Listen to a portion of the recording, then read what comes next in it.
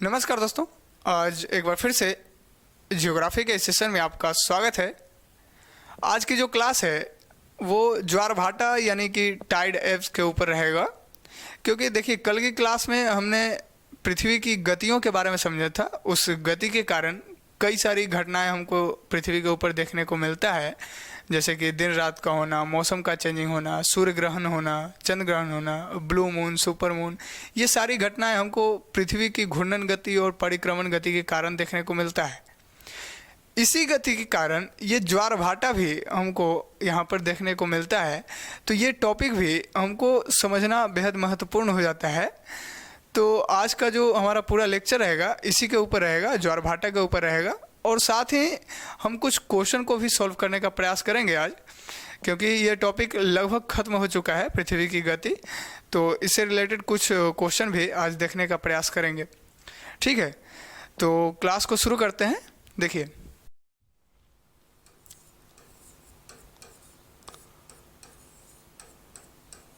ज्वार भाटा, इसी को इंग्लिश में टाइड कहते हैं। टाइड सरफ वाला मत समझिएगा, टाइड कहते हैं इसको। सबसे पहला चीज़ तो यह है कि ये क्या होता है, ज्वार भाटा क्या होता है। सबसे पहले इसको समझते हैं। देखिए, महासागर का जो जल होता है यानी समुद्र का जो जल होता है, वो जब ऊपर उठता है, ऊपर उठ के आगे आता है तो उसको ज्वार कहते हैं। और जब वही जल जो ऊपर उठा था वो नीचे गिर गया और पीछे आ जाता है तो उसको भाटा कहते हैं। आप कई सारे मूवी में या फिर कई सारे न्यूज़ में या फिर आप देखे होंगे समुद्र के पास या बीच के पास आप देखे होंगे कि समुद्र का जो जल है ऐसे ऐसे जाता है, फिर ऊपर उठ जाता है, फिर नीचे गिरता है और फिर वापस आ जाता है। इस तरीके से जो है काम होता है, यानी ऐसे ऐसे जा रहा है जल, फिर ऊपर उठा, आगे बढ़ा, फिर नीचे गिरा, फिर पीछे आ गया। ये ज्वार भाटा है। ऊपर उठा तो ज्वार है, नीचे गिरा तो भाटा है। ज्वार भाटा सिंपल होता है, इसको समझना कोई बड़ी चीज़ नहीं है। इसको यदि हम आपको दिखा दें, देखिए आप यदि देख लें तो शायद इमेजिन ज़्यादा अच्छा से हो सकता है। देखिए, आप यहाँ देख सकते हैं कि किस तरीके से जल जो है ऊपर उठ रहा है। देखिए, ऊपर उठा और फिर नीचे गिर गया, तो ऊपर उठना ज्वार हो गया और नीचे गिरना भाटा हो गया। ज्वार भाटा यही है, जल का ऊपर उठना ज्वार है, नीचे गिरना भाटा है। देखिए, ये जो जल ऊपर उठ रहा है ये बहुत हाई है, यानी उच्च ज्वार इसको कह सकते हैं, बहुत ही हाई उठ रहा है।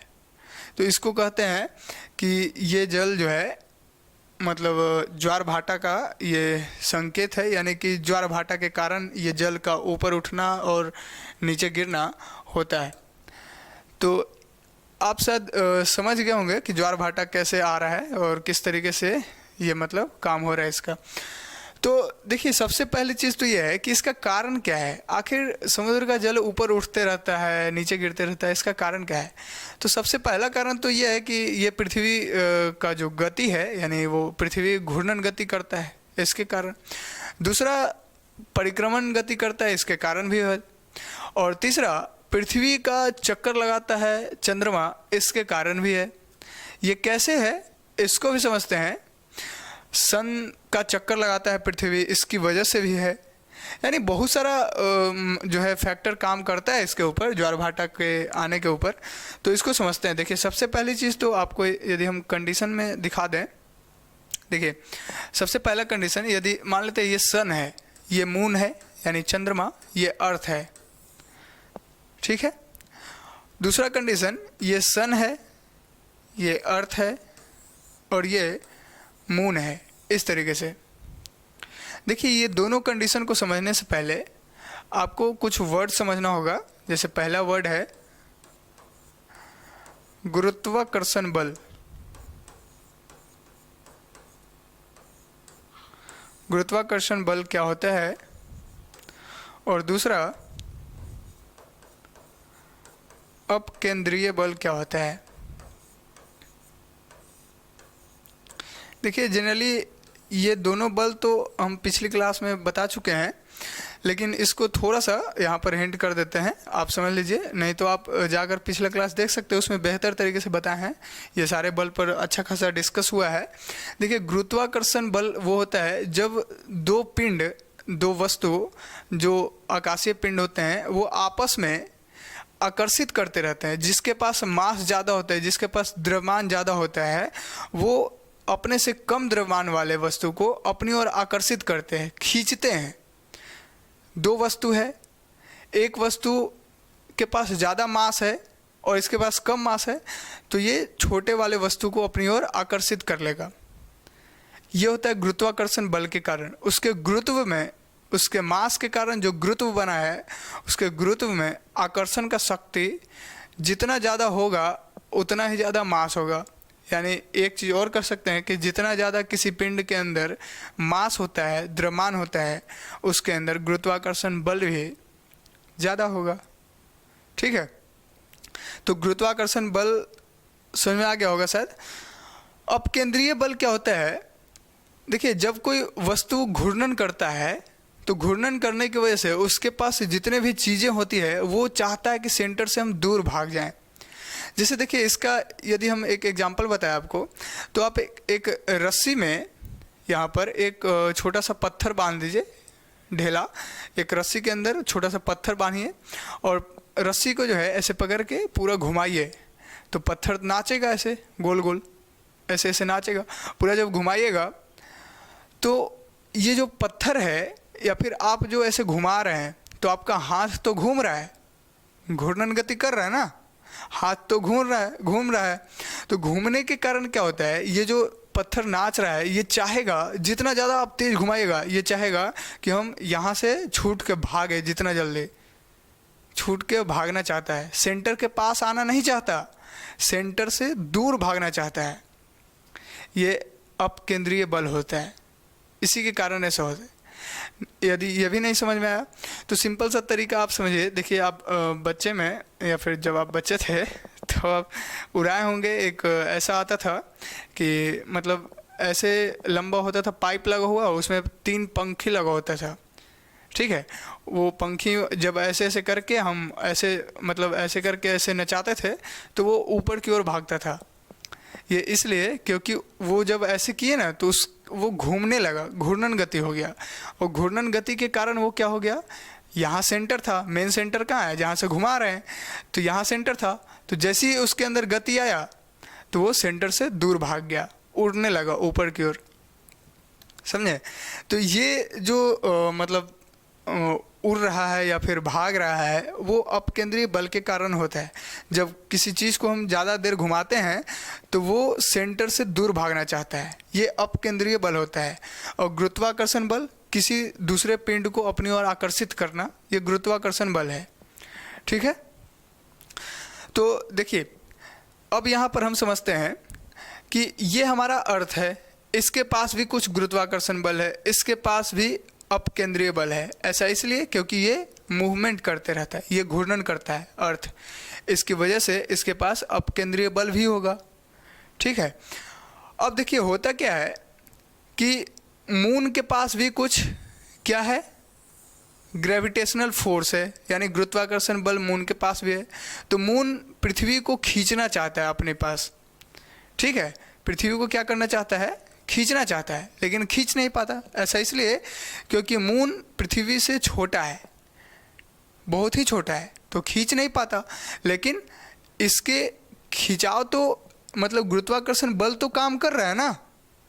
ठीक है, पृथ्वी आ नहीं रहा मून के पास, लेकिन मून का जो गुरुत्वाकर्षण बल है वो तो पृथ्वी के ऊपर काम कर रहा है।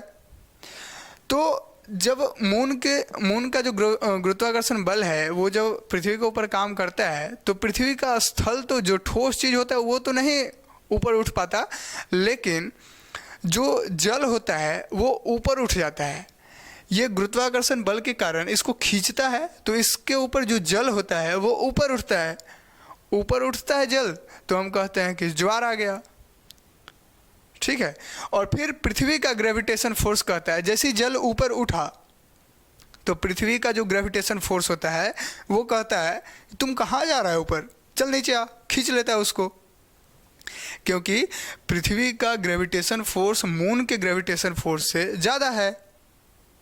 ठीक है, तो मून थोड़ा सा ग्रेविटेशन फोर्स लगाता है तो जल को ऊपर खींच लेता है, तो फिर अर्थ का जो ग्रेविटेशन फोर्स है वो कहता है कि ऊपर मत जाओ, हम यहीं हैं, नीचे खींचता है उसको। ठीक, आप यहाँ पर देख सकते हैं ना, पेन यदि यहाँ से छोड़े हम तो नीचे गिर जाएगा, ये गुरुत्वाकर्षण बल के कारण ही है ना। तो अब देखिए ये जो हम सीक्वेंस बनाए हैं, तो मून तो खींचता ही है पृथ्वी को, और सन भी पृथ्वी का खिंचाव करता है। सन भी क्या करता है, पृथ्वी का खिंचाव करता है, क्योंकि सन बहुत बड़ा है, लगभग पृथ्वी से 13 लाख गुना बड़ा है सन। यानी जो सूर्य है वो पृथ्वी से 13 लाख गुना बड़ा है, तो इसके पास गुरुत्वाकर्षण बल तो ज़्यादा होगा ना सन का। तो सन भी क्या करता है, इसको खींचता है। तो सन और मून दोनों ऐसे खींच रहे हैं। तो जब देखिए ये जो स्थिति बनाए हम कि अर्थ, मून और सन एक लाइन में, आपको दिख रहा होगा यहाँ पर एक लाइन में, तो जब एक लाइन में ऐसे बनता है तो इस कंडीशन में जो खिंचाव होगा वो ज़्यादा होगा। मून का भी खिंचाव लगा, सन का भी लगा, तो जल का ऊपर जो उठा वो ज़्यादा होगा। यानी इसको कहते हैं उच्च ज्वार। इसको क्या कह रहे हैं, उच्च ज्वार। यानी जो ज्वार उत्पन्न हुआ वो सबसे ज़्यादा हाई हो गया, इससे ज़्यादा हाई नहीं हो सकता, क्योंकि मून भी खींचा, सन भी खींचा और एक ही डायरेक्शन में खींच रहा है। तो जल का खिंचाव यानी जल का जो ऊपर उठना वो ज़्यादा होता है, इसी को कहते हैं उच्च ज्वार। ठीक है, अब यदि हम ये कहें कि अर्थ हमारा यहाँ पर है और सन यहाँ पर, तो सन भी खींच रहा है और मून भी खींच रहा है। तो होता क्या है इस कंडीशन में कि मून इधर खींच रहा है, सन इधर खींच रहा है और पृथ्वी कह रहा है कि हम नीचे खींचेंगे। इस कंडीशन में जो ज्वार उत्पन्न होता है बहुत ही निम्न होता है, मतलब बहुत ही कम होता है, बहुत ही कम हाइट का ज्वार होता है, नॉर्मल होता है, नॉर्मल से भी कम हो जाता है।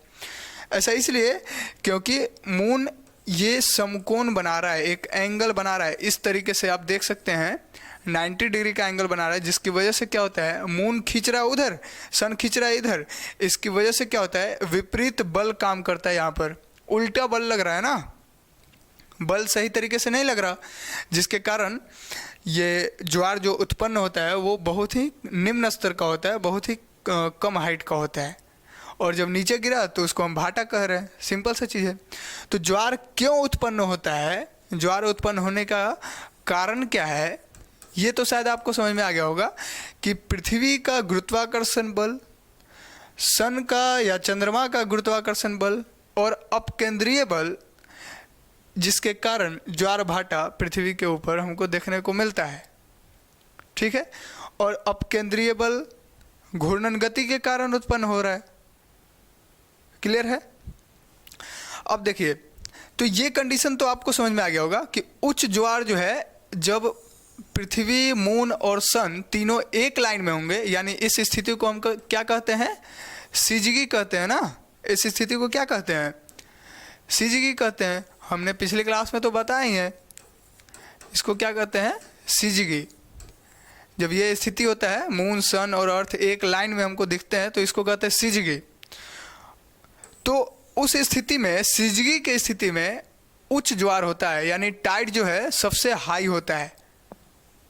ठीक है, और इस स्थिति में जब मून और सन मिल करके अर्थ के सेंटर में समकोण बनाते हैं, यानी इस तरीके से अर्थ के सेंटर पर क्या बना रहे हैं, 90 डिग्री का एंगल बनाते हैं, तो इस स्थिति में जो ज्वार होता है वो सबसे निम्न होता है, यानी इसको हम कह सकते हैं निम्न ज्वार उत्पन्न होता है, यानी सबसे कम ज्वार, यानी हाइट उसका कम होता है। क्लियर हो गया होगा? अब यदि हम ये समझें कि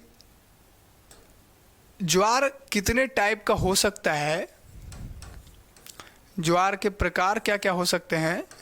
अब ज्वार के प्रकार है तो भाटा के भी प्रकार होंगे, उठ रहा है तो जल नीचे भी तो आएगा, पृथ्वी का ग्रेविटेशन फोर्स उसको खींचेगा। तो यहाँ पर भाटा भी आप समझ सकते हैं, ठीक है।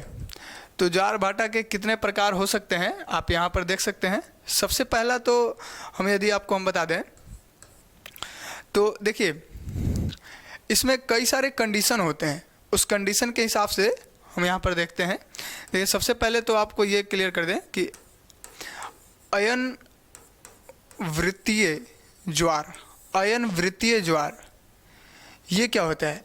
और इसी के साथ एक और ज्वार को हम समझते हैं जिसको कहते हैं भूमध्य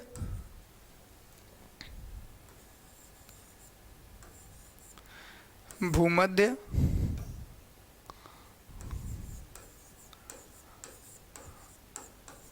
रेखीय ज्वार,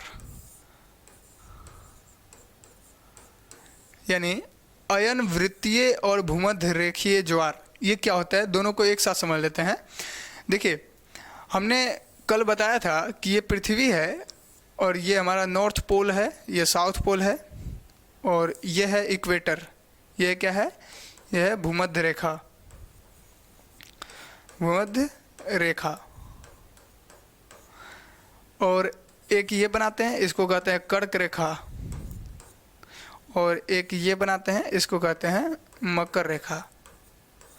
तो देखिए जैसे ये जो है, जैसे सन का लाइट हमने बताया था कि सन का लाइट कभी मकर रेखा पर डायरेक्ट पड़ता है, कभी भूमध्य रेखा पर डायरेक्ट पड़ता है, कभी कर्क रेखा पर डायरेक्ट पड़ता है।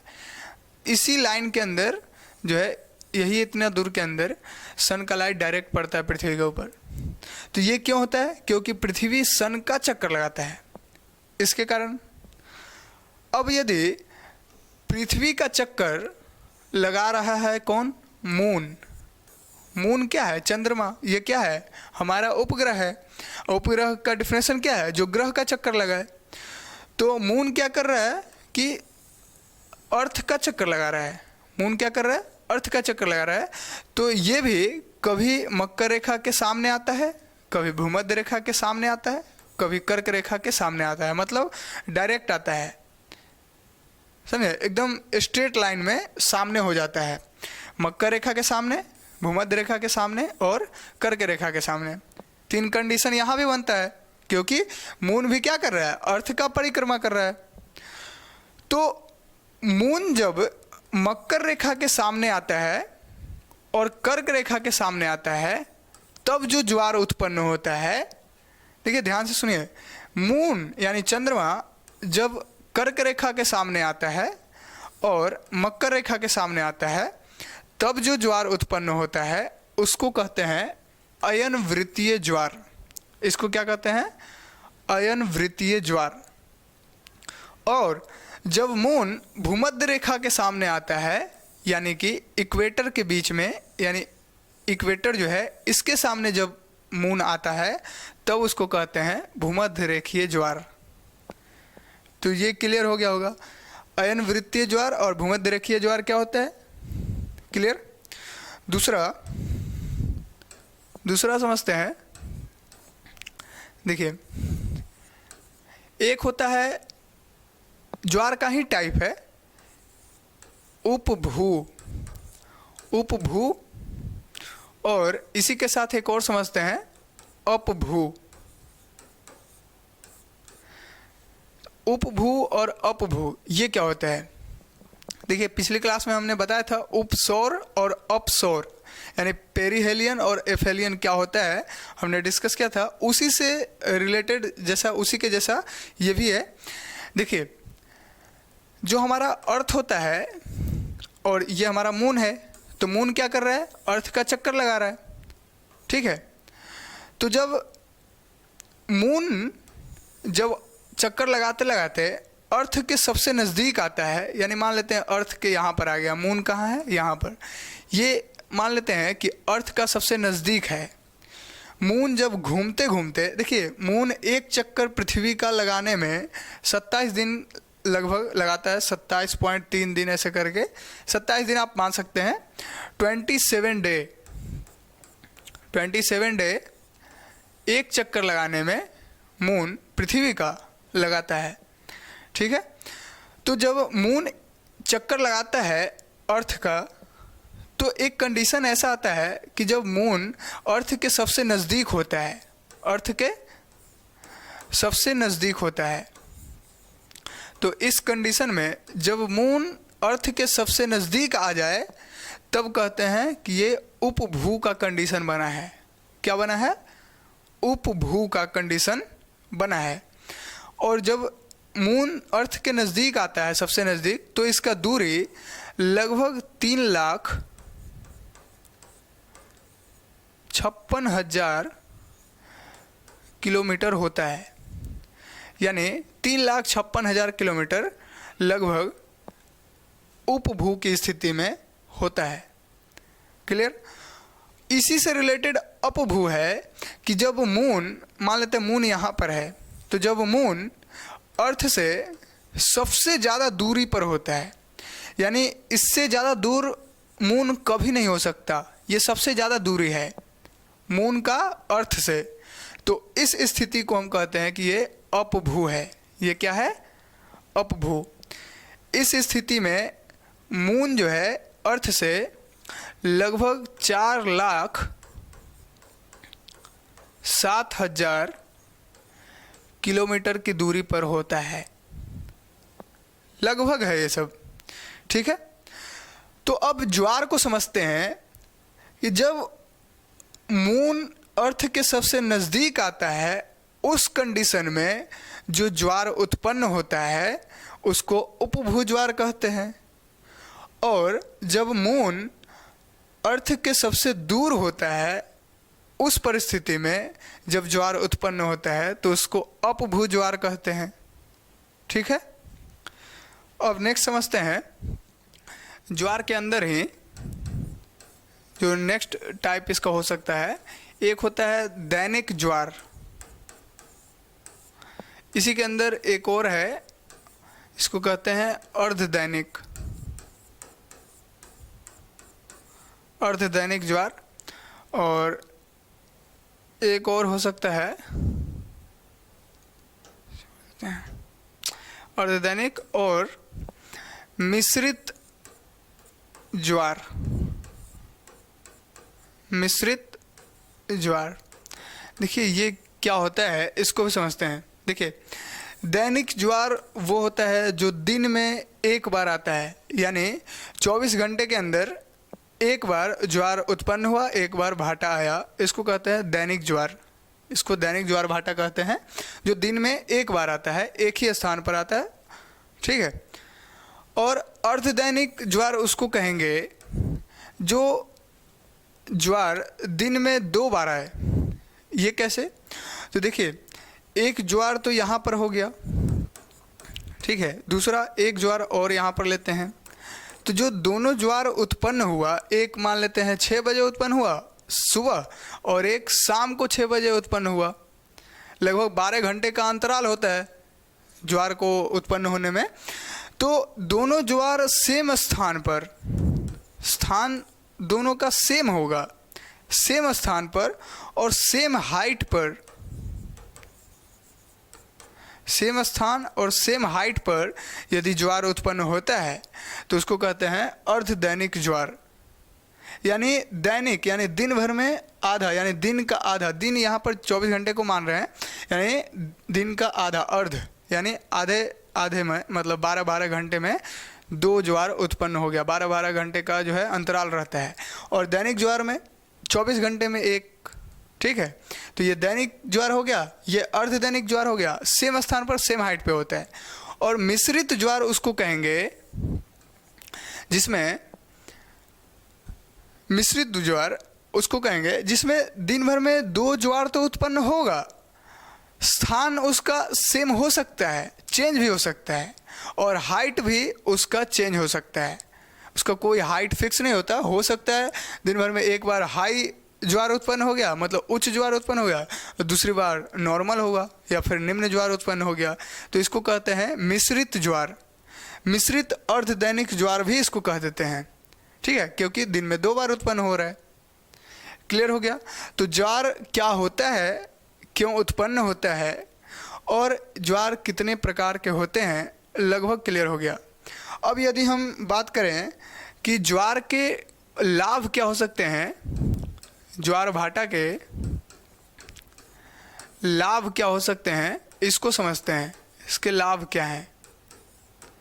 देखिए, इसको हम यदि पॉइंट में समझें तो पहला ये होगा कि ज्वार भाटा आने से क्या होगा। देखिए, जब समुद्र का जो जल होगा यानी महासागर का, जब यहाँ से तट के पास जब ज्वार स्पीड में होगा, उसका गति तो बहुत ही तेज होगा, तो जब वो तट के पास जाएगा तो वो अपने साथ साथ कई सारे मछलियों को भी लेकर के चला जाता है और तट पर ले जा करके छोड़ देगा, जिससे तट पर जो आदमी मौजूद होते हैं वो क्या करेंगे कि उन सारी मछलियों को पकड़ लेंगे और मत्स्य उद्योग को बढ़ावा मिलेगा, उसमें वृद्धि होगा। तो यहाँ पर हम कह सकते हैं कि मत्स्य उद्योग का जो है वृद्धि हो सकता है। क्या हो सकता है? वृद्धि हो सकता है मत्स्य उद्योग का। क्यों? क्योंकि वो सारा ज्वार क्या करेगा, ऐसे आएगा गति में और अपने साथ कई सारी मछलियों को ले जा करके तट के सामने पटक देगा और वहाँ से मछुआरे क्या करेंगे, उस मछली को पकड़ लेंगे। तो ये मत्स्य उद्योग का भी एक मतलब बेहतर लाभ पहुँचा सकता है। यदि हम दूसरी लाभ की बात करें तो जब ज्वार उत्पन्न हो रहा है, तो मान लेते हैं इस डायरेक्शन में ज्वार उत्पन्न हो रहा है और हमारा जो जहाज़ है वो जहाज़ इसी डायरेक्शन में जाना है तट के पास। तो तट के पास पानी नहीं होता, पानी कम होता है ना तट के पास, तो ज्वार क्या करेगा, पानी को भरपूर मात्रा में लेकर जाएगा और दूसरा स्पीड के साथ साथ जहाज़ को भी ढकेलेगा, जिसकी वजह से जहाज़ को मतलब तट के पास यानी जो बंदरगाह होते हैं वहाँ पर जहाज़ को पहुँचने में आसानी होगा। समझ में आ रहा बात? यानी जहाज़ के नीचे यदि पानी होगा तो अभी पानी है और जहाज़ यहाँ पर पहुँच गया और फिर पानी चल गया तो वो तट पर अस्थायी हो गया ना जहाज़। तो इसकी वजह से जहाज़ों को बंदरगाह पर पहुँचने में, यहाँ कह सकते हैं कि जहाज़ों को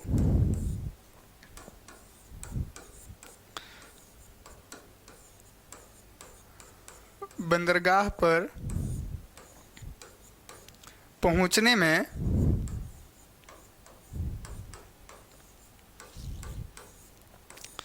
सहायता मिलेगा। जहाज़ों को बंदरगाह पर पहुंचने में सहायता मिलेगा। ये बंदरगाह क्या होता है? पोर्ट, जिसको इंग्लिश में कहते हैं पोर्ट। इसको इंग्लिश में क्या कहते हैं? पोर्ट। यानी एक्सपोर्ट और इंपोर्ट करने का जो मेन सेंटर होता है वहाँ से, यानी कि हमारा जो सामान है, मान लेते हैं हमारे यहाँ जो सेव उत्पन्न हुआ, सेव का उत्पादन हुआ, वो सेव हम मतलब विदेश में यदि ले जा रहे हैं तो पहले हम बंदरगाह के पास यानी समुद्र के किनारे जो हमारा गोदाम होता है वहाँ पर रखेंगे, वहाँ से शिप पर यानी जहाज़ पर ला देंगे और फिर लेकर जाएंगे। तो जो रखा गया है, जो गोदाम या फिर जो सेंटर बनाया गया है वहाँ रखने का, उसी को पोर्ट कहते हैं, उसी को बंदरगाह कहते हैं। कहीं विदेश से मंगाना हो तो वहीं पर आता है, फिर उसके बाद यहाँ मतलब शहरों में डिस्ट्रीब्यूट होता है। ठीक है, तो बंदरगाह वो होता है, यानी जहाज़ों को बंदरगाह पर पहुंचने में मदद मिल सकता है ज्वार भाटा के कारण। ठीक है, दूसरा जो मतलब यात्री हैं यानी जहाज़ से जो कहीं जा रहे हैं और उसी डायरेक्शन में यदि लहर भी चल रहा है तो क्या करेगा, जहाज़ को भी बहुत ही स्पीड से पहुंचा देगा। पहले के जो यात्री थे वो नाव चलाते थे तो ज्वार के जो डायरेक्शन होते थे उसी के हिसाब से जो है ना चलते थे ताकि जल्दी पहुंचा जा सके किसी किनारे के ऊपर। तो ये तो एक मतलब लाभ हो ही सकता है, मत्स्य उद्योग में लाभ हो ही सकता है। और भी बहुत सारा चीज़ हो सकता है, जैसे देखिए आप यहाँ पर सोच सकते हैं कि तट के आसपास जो जितने भी गंदगी हो सकते हैं, जितने भी गंदगी हैं या फिर जितने भी मरे हुए जो जीव हैं जो तट के पास पहुँच गए हैं, वो क्या करेगा, ज्वार उत्पन्न होगा, मतलब ज्वार आएगा और तट के पास जब भाटा के रूप में नीचे गिरेगा तो वहाँ जो भी चीज़ मौजूद होगा उसको लेकर के अपने अंदर चले जाएगा। इसकी वजह से क्या होगा, तट वहाँ का जो आसपास का जो तट होगा वो साफ़ होगा। ठीक है, यानी तट को साफ रखने में भी ज्वार भाटा का अहम रोल होता है। ठीक है, तो ये सारा और भी लाभ हो सकता है, आप सोच के देखिएगा, बहुत सारा लाभ होता है ज्वार भाटा का। ज्वार भाटा का बहुत सारा ही लाभ है, तो ये सारे लाभ आप भी देख सकते हैं। आपको शायद समझ में आ गया होगा ये सारा टॉपिक। तो अब जो है इसी से रिलेटेड, यानी पृथ्वी की गतियाँ से रिलेटेड, पृथ्वी की गति से रिलेटेड हम जो है कुछ क्वेश्चन को सॉल्व करते हैं।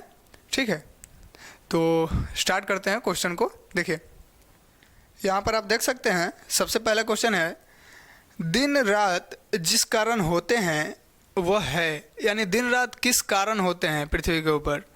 तो हमने बताया था कि पृथ्वी के घूर्णन गति के कारण दिन रात होते हैं। तो यहाँ पर ऑप्शन आप देख सकते हैं, भू परिभ्रमण गति, यानी भू परिभ्रमण। भू का मतलब होता है पृथ्वी, और परिभ्रमण का मतलब घूमना ही होता है, यानी घूर्णन गति ही होता है।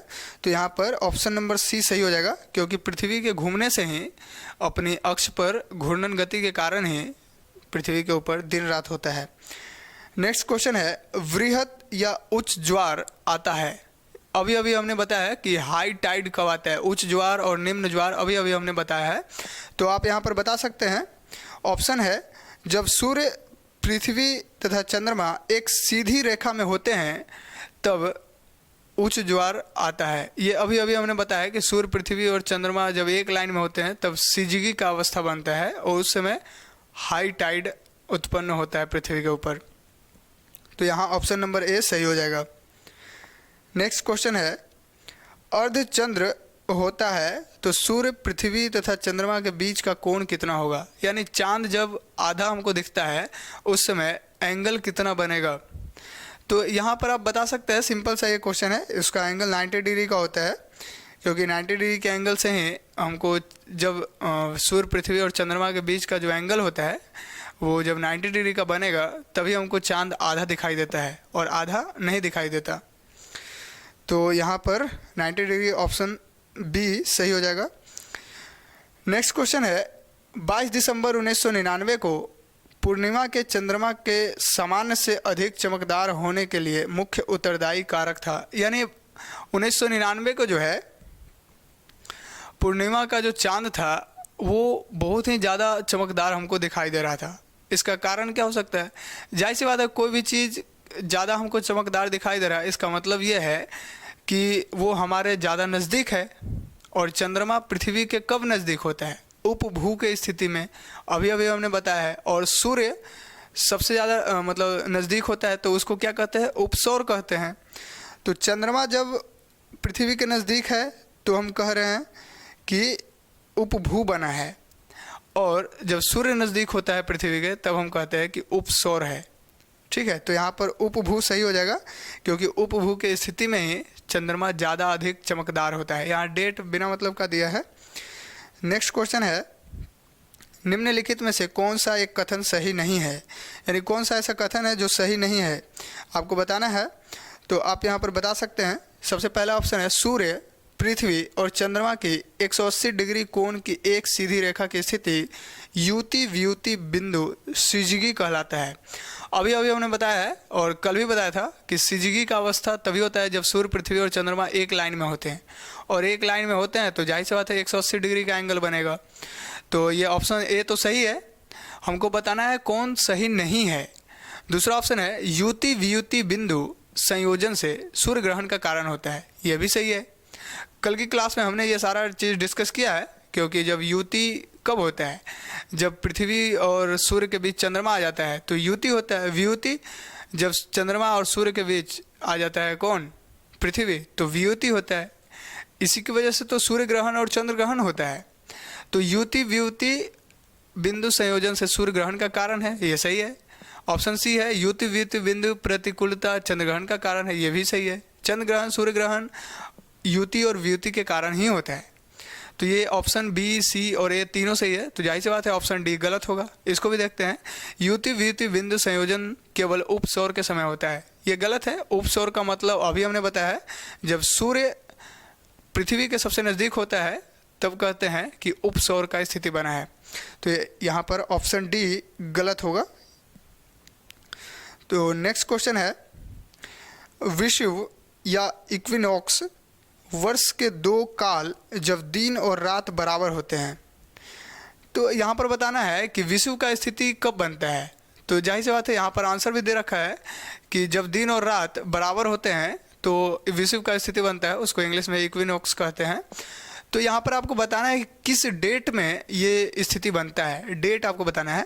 ऑप्शन ए है 21 मार्च, 23 सितंबर, 21 जून और 23 सितंबर, 22 दिसंबर और 21 मार्च, 22 जुलाई और 22 दिसंबर।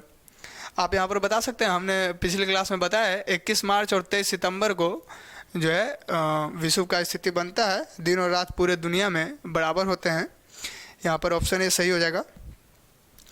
निम्नलिखित तिथियों में से किस में दोपहर को आपकी छाया सबसे छोटी होगी। जाहिर सी बात है, छाया कब छोटा होता है, जब लाइट ज़्यादा होगा, ठीक है, और लाइट हमारे सर के ऊपर होगा तो छाया छोटा होगा। तो यहाँ पर 25 दिसंबर के पास हमारे पास तो ठंड का मौसम होता है, तो वहाँ छाया तो छोटा होना पॉसिबल ही नहीं।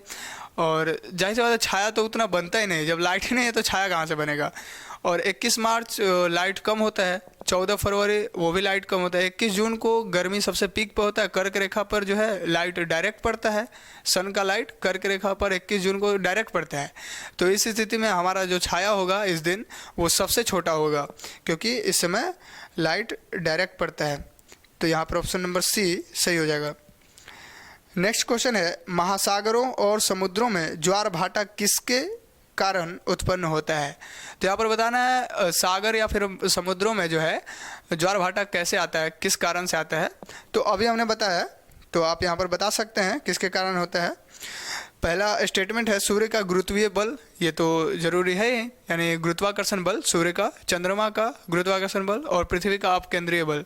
जाहिर सी बात है, ये तीनों स्टेटमेंट सही है, क्योंकि अभी अभी हमने इस पर डिस्कस किया है। तो यहाँ पर तीनों स्टेटमेंट सही है, तो ऑप्शन नंबर यहाँ पर डी सही हो जाएगा। 1, 2 और 3 तीनों सही है, तो ऑप्शन नंबर डी यहाँ सही हो जाएगा। नेक्स्ट क्वेश्चन है, मौसम बदलने का क्या कारण है, यानी मौसम क्यों बदलता है, ऋतुएं क्यों परिवर्तित होती रहती है। तो आप यहाँ पर बता सकते हैं। ऑप्शन है पृथ्वी का अपनी धुरी पर घूमना एवं सूर्य के चारों ओर घूमना। देखिए, पृथ्वी का अपनी धुरी पर घूमना ये तो मौसम बदलने का कारण थोड़ा सा तो है ही, और सूर्य के चारों ओर चक्कर लगाना ये भी मतलब मैटर रखता ही है। और आगे देखते हैं ऑप्शन, पृथ्वी का सूर्य के चारों ओर चक्कर लगाना ये सिर्फ मैटर नहीं हो सकता। पृथ्वी का सूर्य के चारों ओर चक्कर लगाना व अपने अक्ष पर झुका होना, हाँ, ये ऑप्शन सी बेहतर है, क्योंकि देखिए पृथ्वी जो है अपने अक्ष पर झुका हुआ है, 23.5 डिग्री झुका हुआ है, और पृथ्वी जो है सूर्य का चक्कर भी लगाता है, जिसकी वजह से अलग अलग समय में अलग अलग लाइन पर जो है, यानी कर्क रेखा, मकर रेखा और भूमध्य रेखा पर सन का डायरेक्ट लाइट पड़ना ये पृथ्वी के अक्ष का झुकाव होने के कारण ही है। और तो यहाँ पर जो है ऑप्शन नंबर सी सही हो जाएगा, क्योंकि देखिए पृथ्वी अपनी धुरी पर घूम रहा है तो वो तो दिन रात का कारण होता है, ठीक है। नेक्स्ट क्वेश्चन है, सूर्य ग्रहण होता है कब होता है, सूर्य ग्रहण कब होगा। जाहिर सी बात है, सूर्य का लाइट हमारे पास नहीं आएगा तो हम कहेंगे सूर्य हमको दिखाई नहीं दे रहा, सूर्य ग्रहण हो गया, यानी पृथ्वी और सूर्य के बीच क्या आ जाएगा, चंद्रमा आ जाएगा। तो यहाँ पर ऑप्शन नंबर सी आप देख सकते हैं कि पृथ्वी और चंद्रमा के सॉरी, ऑप्शन नंबर सी नहीं हो सकता। यहाँ पर आप देख सकते हैं पृथ्वी और सूर्य के बीच चंद्रमा आ जाता है, यानी ऑप्शन नंबर ए यहाँ पर सही हो जाएगा। नेक्स्ट क्वेश्चन है, पृथ्वी के परिभ्रमण तथा परिक्रमण गति की विवेचना कीजिए। यानी परिभ्रमण यानी पृथ्वी जो घूमता है, घूर्णन गति, परिभ्रमण का मतलब घूर्णन गति, रोटेशन, और परिक्रमण यानी रिवोल्यूशन यानी सन का चक्कर लगाना। तो ये दोनों गति के बारे में आपको डिटेल्स बताने हैं, तो आप यहाँ पर बता सकते हैं। देखिए ये सारा चीज़ हमने डिस्कस कर लिया है, आप यहाँ पर बता सकते हैं, और यदि आप नए हैं तो आप जाकर देख सकते हैं पिछली क्लास, उसमें हमने ये सारा चीज़ डिस्कस किया है। आप इस क्वेश्चन को हल कर सकते हैं, ये जनरली मेंस का क्वेश्चन होता है। नेक्स्ट क्वेश्चन है, पृथ्वी की कौन सी गतियाँ हैं। तो जाहिर सी बात है, आप बता सकते हैं पृथ्वी की कौन कौन सी गति है। 2 गति है, एक तो घूर्णन गति, दूसरा परिक्रमण गति, ऊपरी वाले क्वेश्चन में दिख ही रहा है। और इन गतियों का क्या प्रभाव होता है, तो इन गति के कारण क्या क्या प्रभाव होता है हमने बताया था। ये दिन रात का होना, दिन का बड़ा होना, छोटा होना, सिजगी का स्थिति बनना, मौसम का परिवर्तन होते रहना, कोरियोलिस बल के कारण पृथ्वी के ऊपर पवन, धारा, ये सब का जो डायरेक्शन होता है ये सब चेंजिंग होना, बहुत सारी चीज़ें हमने डिस्कस किया है। सूर्य ग्रहण लगना, चंद्र ग्रहण लगना, उपसौर अपसौर, इस सब का स्थिति बनना, ये सारा चीज़ होता है गतियों के कारण। तो इसी पर आपको जो है चर्चा करना है, ये प्रभावों के ऊपर आपको चर्चा करना है, गति के बारे में डिस्कस करना है। तो आप जो है यहाँ पर कर सकते हैं, क्योंकि हमने पिछले क्लास में एक लंबी क्लास थी उसमें हमने बताया था, आप जाकर पिछला क्लास देख सकते हैं, उसमें आपका ये क्लियर हो जाएगा। तो ये सारा क्वेश्चन था जो आपने अभी सॉल्व किया, और शायद आप सॉल्व कर पाए होंगे, क्योंकि लगभग वही सारा क्वेश्चन था जो हमने पिछली क्लास में डिस्कस किया था, जो हमने बताया था उसी से संबंधित कुछ क्वेश्चन था। तो शायद आप एक बेहतर स्थिति में रहे होंगे क्वेश्चन को सॉल्व करने में। तो मिलते हैं फिर नेक्स्ट क्लास में।